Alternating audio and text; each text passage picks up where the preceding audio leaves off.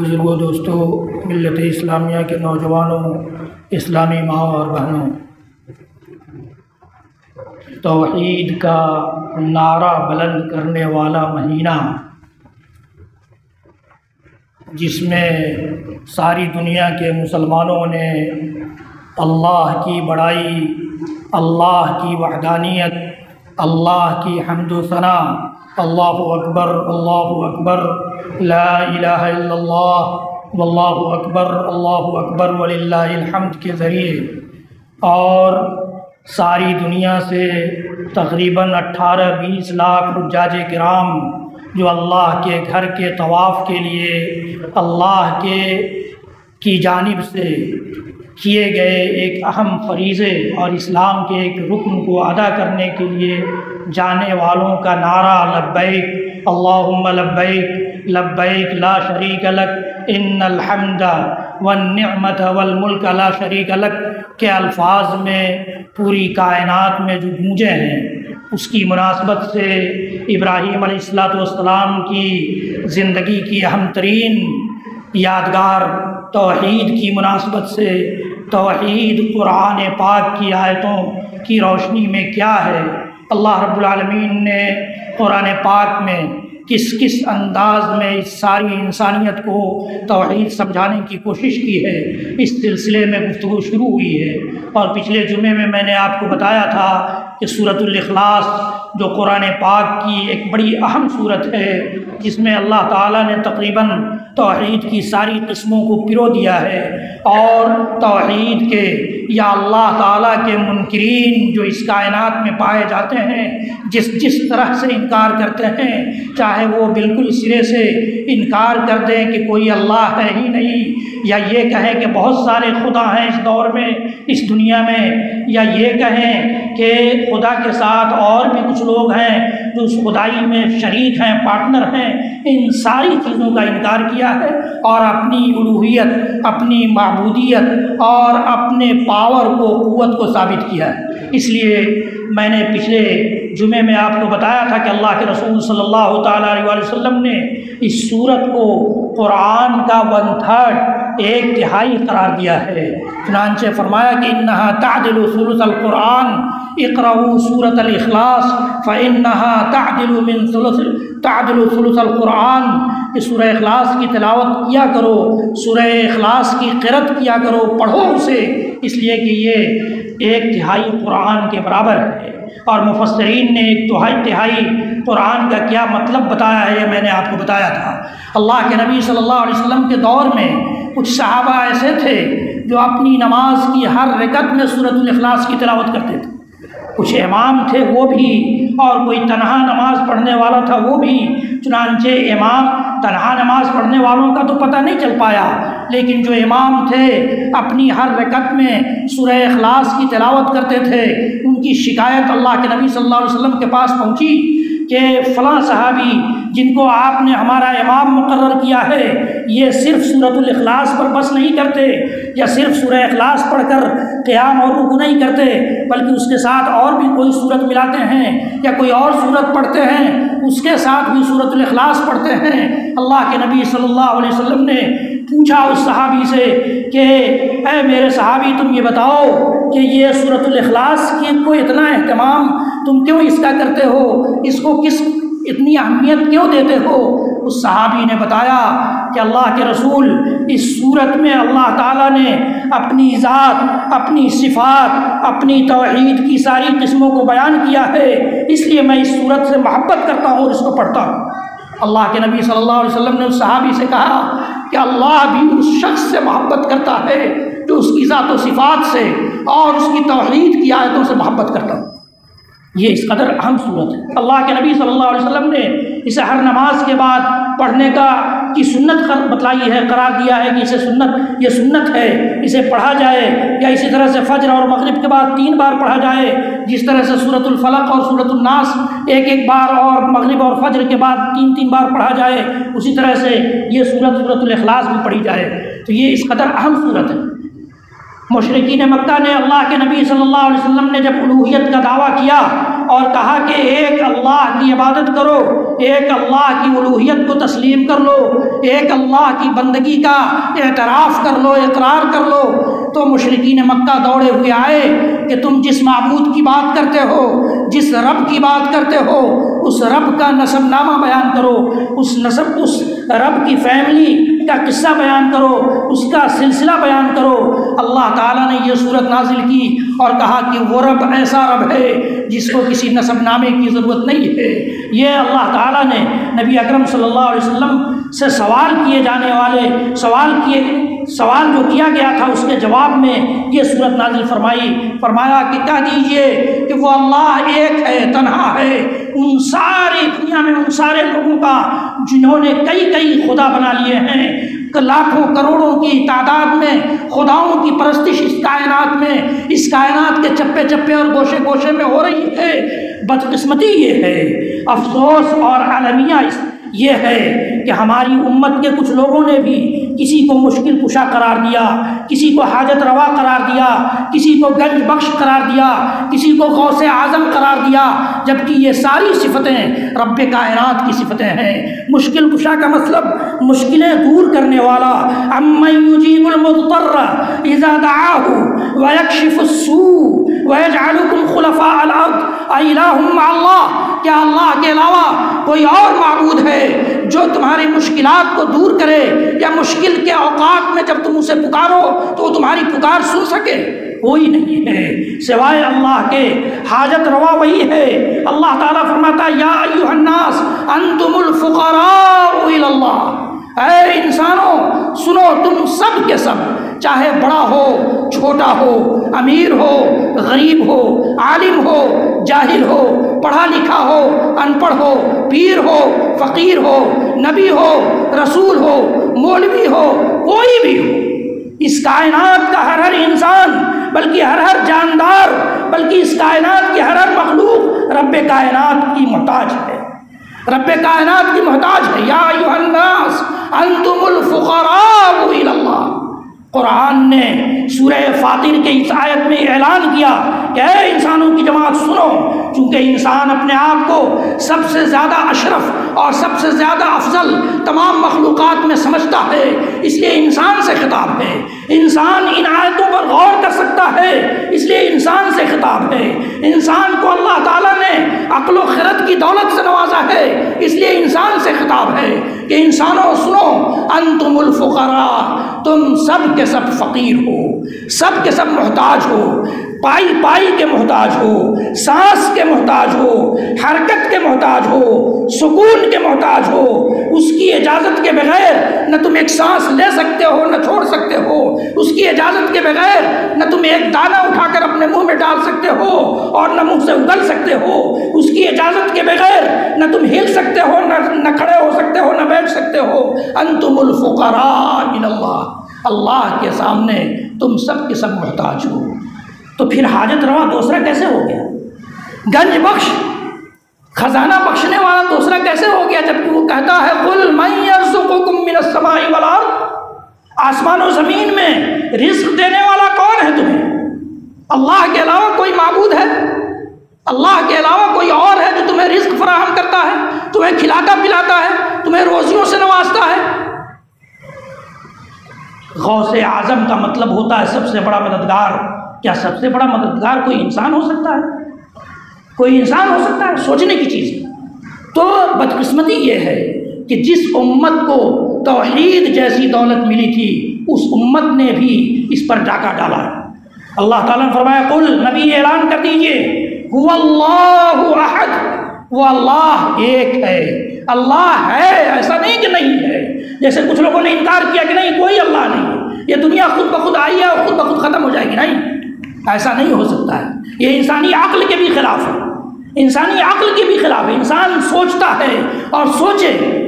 سوچے انسان کہ یہ چھڑی ہے، اس چھڑی کو کسی نے بنایا ہے تب وجود میں آیا ہے۔ اتنی بڑی کائنات، اتنی بڑی مخلوقات بغیر بنائے کسی کے اور وجود میں آ جائے، یہ نہیں ہو سکتا، یہ عقل کے خلاف بھی ہے اور نقل قرآن پاک کے خلاف بھی ہے، نبی اکرم صلی اللہ علیہ وسلم کے احادیث کے خلاف بھی ہے۔ نبی اکرم صلی اللہ علیہ وسلم کے علاوہ اس کائنات میں آدم علیہ السلام سے لے کر عیسیٰ علیہ السلام تک 1 لاکھ سے زیادہ جو انبیاء اور رسل آئے ان کی تعلیمات کے خلاف بھی ہے۔ اس لیے اللہ کا وجود ہے اور اس کا وجود تنہا ہے، ایک ہے۔ قل هو اللہ احد۔ چنانچہ جو لوگ اللہ کے ساتھ اور بہت سارے خداؤں کی پرستش کرنے لگے اور الگ الگ ڈپارٹمنٹ کے لیے الگ الگ خدا بنا لیے، معبود بنا لیے، ان کا بھی جواب مل گیا کہ نہیں، اللہ احد، اللہ ایک ہے، اللہ ایک ہے۔ اور اسلام کی تعلیمات ہی صرف نہیں، میں نے پچھلے جمعے کو بتایا تھا کہ سارے انبیاء کی تعلیمات اور اس کائنات کی پیدائش کا مقصد، ہم سارے انسانوں کی پیدائش کا مقصد بھی صرف یہی ہے کہ ہر انسان یہ عقیدہ پال لے کہ اس کا معبود اس کی بندگی کے لائق اور اس کی ساری عبادتوں کا حقدار صرف اور صرف ایک ہستی ہے جو عرش پر مستوی ہے، رحمان کی ہستی ہے، رب کائنات کی ہستی ہے۔ قل هو اللہ احد اللہ الصمد۔ اللہ کے معنی ہوتا ہے معبود جس کی عبادت کی جائے، تو وہ اللہ جس کی عبادت کی جائے وہ بے نیاز ہے۔ الصمد کی تشریح مفسرین نے کی ہے کہ لا یحتاج و یحتاج الیہ، وہ کسی کا محتاج نہیں ہو سکتا لیکن اس کے سب محتاج ہیں، اس کے سب ضرورت مند ہیں، اسی سے لو لگانا ہے، اسی سے مانگنا ہے، اسی کے در کے سامنے پیشانی ٹیکنا ہے، اسی کی چوکھٹ پر پیشانی ٹیکنا ہے، اسی سے مانگنا ہے، اسی سے سوال کرنا ہے، اسی سے صحت مانگنا ہے، اسی سے بیماری سے دوری مانگنا ہے، اسی سے روزی مانگنا ہے، اسی سے اولاد مانگنا ہے، اسی سے اس کائنات کا سکون مانگنا ہے، اسی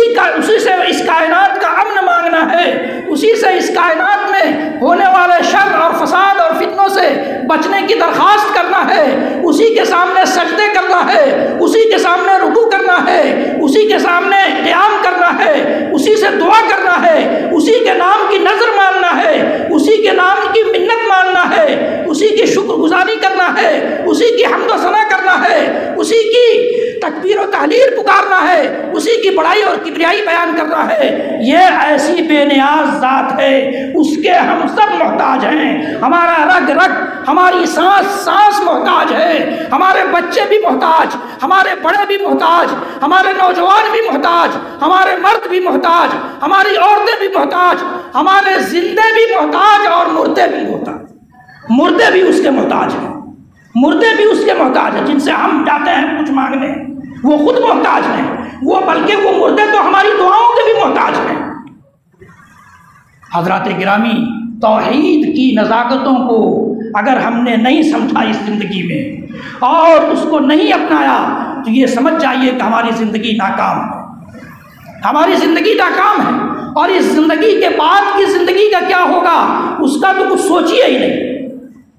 اگر ہم نے اس زندگی میں توحید کو نہیں سمجھا اور توحید کو گلے نہیں لگایا، توحید کی تعلیمات کے مطابق اپنی زندگی نہیں اختیار کی، نہیں بنائی، نہیں سنواری، تو یقین جانیے کہ یہ زندگی ناکام ہے، اس لیے کہ اس زندگی کا مقصد اللہ کی توحید ہے، اس زندگی کا مقصد اللہ کی توحید ہے۔ اللہ الصمد، اللہ بے نیاز ہے، اللہ بے نیاز، اللہ کو کسی کی ضرورت نہیں ہے۔ لہٰذا جن لوگوں نے یہ کہا کہ فرشتے اللہ کی بیٹیاں ہیں، جن لوگوں نے یہ کہا کہ عیسیٰ علیہ السلام اللہ کے بیٹے ہیں، جنہوں نے یہ کہا کہ مریم اللہ کی بیوی ہیں، جنہوں نے یہ کہا کہ عزیر اللہ کے بیٹے ہیں، سب جھوٹے ہیں۔ وہ بیٹے بیٹیاں اور بیوی کی ضرورت اسے ہوتی ہے جس کو کسی کی ضرورت ہو، جو کسی کا محتاج ہو، جو کمزور ہو۔ ہمارا رب نہ کمزور ہے نہ کسی کا محتاج ہے، اس لیے نہ تو اس کو کسی بیوی کی ضرورت ہے اور نہ ہی اس کو کسی بیٹا اور بیٹی کی ضرورت ہے۔ چنانچہ اگلی آیت میں جسٹ فرمایا لم یلد ولم یولد، لم یلد ولم یولد، نہ تو اس نے کسی کو جنا ہے اور نہ ہی وہ خود جنا گیا ہے، کسی کے پیٹ سے وہ پیدا نہیں ہوا ہے اور نہ ہی اس سے کسی کوئی پیدا ہوا ہے، وہ پیدا کرنے والا ہے۔ اس نے، آپ قرآن پاک کی آیتوں کا مطالعہ کریں تو معلوم ہوگا کہ سڑی ہوئی مٹی، جو سوکھی ہوئی مٹی تھی، ٹھن ٹھن بجنے والی مٹی تھی، اس کا پتلا بنا کر آدم علیہ السلام کو بنایا اور پھر اس میں روح ڈالی، اور روح ڈالنے کے بعد وہ ایک زندہ جاوید اور جیتے جاگتے انسان بن گئے، اور پھر اللہ تعالیٰ نے ان کے بائیں پسلی سے حضرت حوا علیہ السلام کو پیدا کیا اور اس کے بعد انسانی نسل کا انتظام کیا۔ یہ اللہ رب العالمین نے خود قرآن پاک کی مختلف آیتوں میں بیان فرمایا ہے۔ چنانچہ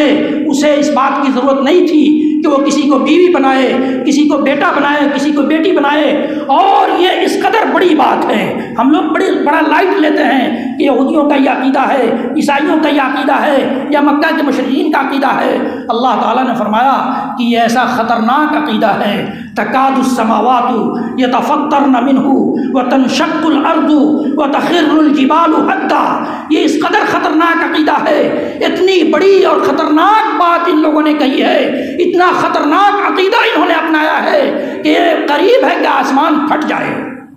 آسمان پھٹ جائے ایسا عقیدہ رکھنے والوں کی وجہ سے، اور زمین بھی پھٹ جائے اور یہ پہاڑ چور چور ہو جائیں۔ یہ اللہ تعالیٰ کہتا ہے یہ اتنا خطرناک عقیدہ ہے، اتنا خطرناک عقیدہ ہے۔ اس لیے اللہ کے نبی صلی اللہ علیہ وسلم نے فرمایا کہ ایک حدیث قدسی میں کہ اللہ تعالیٰ یہ فرماتا ہے کہ یسبنی ابن آدم، ابن آدم انسان مجھے گالی دیتا ہے، مجھے گالی دیتا ہے یہ کہہ کر کے، یہ عقیدہ بنا کر کے کہ میں نے اپنے لیے بیوی بنائی ہے یا اپنے لیے بیٹا بنایا ہے، یہ کہہ کر گالی دیتا ہے۔ انا الاحد الصمد الذی لم الد ولم اولد ولم اکن لہ کفوا احد۔ میں وہ ذات ہوں جو تنہا ہے، میں وہ ذات ہوں جو بے نیاز ہے، کسی کا محتاج نہیں، میں وہ ذات ہوں جس سے نہ تو کوئی پیدا ہوا ہے اور نہ خود وہ کسی سے پیدا ہوا ہے، اور میں وہ ذات ہوں جس کا کوئی ہمسر اور برابر اور شریک اور ساجی نہیں ہے۔ یہ اللہ تعالیٰ کہتا ہے حدیث قدسی کے مطابق۔ تو اللہ تعالیٰ نے فرمایا کہ لم یلد ولم یولد، کوئی اس سے پیدا نہیں ہوا ہے، ولم یولد، اور نہ وہ کسی سے پیدا ہوا ہے۔ چنانچہ یہودیوں نے کہا قالت الیہود عزیر ابن اللہ وقالت النصارى المسیح ابن اللہ، کہ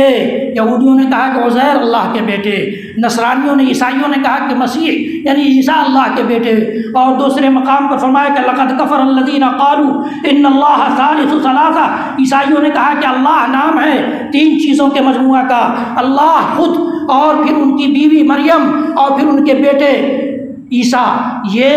عیسائیوں کا عقیدہ ہے۔ اللہ تعالی ہم سب کو ان خطرناک عقیدوں سے محفوظ رکھے۔ نعوذ باللہ من هذه الخرافات، یہ خرافات ہے جو اللہ کی شان میں کی جاتی ہیں اسی کائنات، اللہ تعالیٰ کے نظام کے تحت چلنے والی اسی کائنات، اللہ کی اجازت سے ہرا بھرا دکھنے والی اسی کائنات، اللہ کی اجازت سے رونق اور رنگینی اس کائنات میں پیدا ہوتی ہے، اس کائنات میں اس قسم کا خطرناک عقیدہ پایا جاتا ہے جس سے آسمان پھٹ پڑے، زمین شق ہو جائے اور پہاڑ چور چور ہو جائے۔ یہ اس قسم کا عقیدہ ہے، لم یلد ولم یولد ولم یکن لہ کفوا احد۔ تو اللہ تعالیٰ نے ان لوگوں کی بھی رد کر دی، تردید کر دی جو لوگ کہتے ہیں کہ اللہ نے بیٹا بنایا، بیٹی بنائی یا بیوی بنائی، ولم یکن لہ کفوا احد، اور اس کے برابر بھی کوئی نہیں ہے، اس کے برابر بھی کوئی نہیں ہے۔